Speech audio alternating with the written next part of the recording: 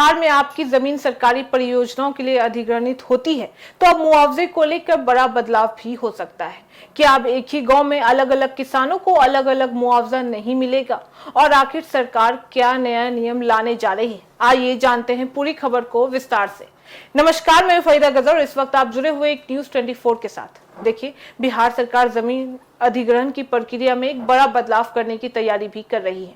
राजस्व एवं भूमि सुधार विभाग ऐसी नई व्यवस्था लाने पर काम भी कर रही है जिसके तहत एक ही मौजा यानी एक ही राजस्व गांव की जमीन के लिए सभी किसानों को सामान्य दर पर मुआवजा देने की कोशिश भी की जाएगी।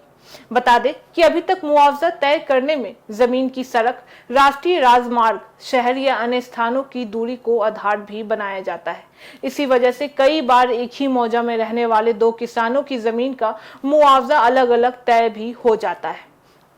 बता दें कि इससे किसानों में असंतोष भी पैदा होता है और कई मामलों में विरोध प्रदर्शन, शिकायतें और कोर्ट तक मामला पहुंच भी जाता है। बता देते हैं कि इन पूरे विवादों के कारण सड़क, रेलवे, अस्पताल, स्कूल और अन्य सरकारी परियोजनाओं में भी काफी देरी हो जाती है। वहीं बता दें कि अब सरकार इस व्यवस्था को बदलना चाहती है। नई नीति के तहत मुआवजा तय करते समय मौजा को भी अहम आधार बनाया जाएगा ताकि एक ही मौजा के सभी रायतों को समान दर पर मुआवजा भी मिल सके।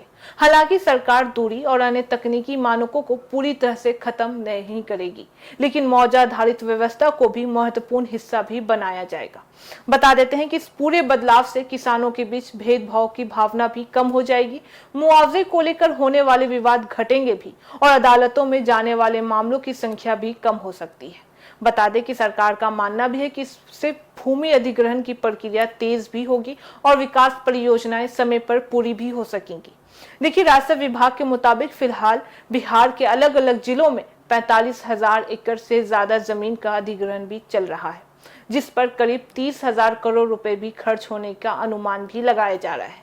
यह पूरा जमीन उद्योग, राष्ट्रीय राजमार्ग, रेलवे, एयरपोर्ट, अस्पताल, स्कूल, तटबंध और अन्य सरकारी परियोजनाओं के लिए भी ली जा रही है। और ऐसे में अगर नई नीति लागू होती है तो इसका फायदा एक तरफ किसानों को पारदर्शिता और समान मुआवजा मिलने के रूप में भी हो जाएगा, तो वहीं दूसरी तरफ सरकार की विकास परियोजनाओं को भी गति मिलने की उम्मीद भी मिल जाएगी। फिलहाल विभाग इस प्रस्ताव को अंतिम रूप भी दे रहा है और माना भी जा रहा है कि जल्द ही इस संबंध में आधिकारिक दिशा निर्देश जारी भी किए जा सकते हैं। यानी अगर यह नई व्यवस्था लागू होती है तो बिहार में जमीन अधिग्रहण की प्रक्रिया पहले से कई ज्यादा पारदर्शिता भी हो सकती है और इससे किसानों को समान मुआवजा मिलने के साथ साथ विकास परियोजनाओं में भी तेजी आने की उम्मीद भी बन जाएगी। अब आपकी राय क्या है कि सरकार का यह फैसला किसानों के हित में है या इसमें और भी बदलाव की जरूरत पड़ेगी? अपनी राय हमें कमेंट में जरूर बताइएगा। तो फिलहाल इस खबर में बस इतना ही। बाकी ऐसी तमाम खबरों के लिए देखते रहिए एक न्यूज़ 24। हर खबर सबसे पहले, सबसे सटीक। वीडियो को लाइक करें, शेयर करें और चैनल को सब्सक्राइब करना ना भूलें। धन्यवाद।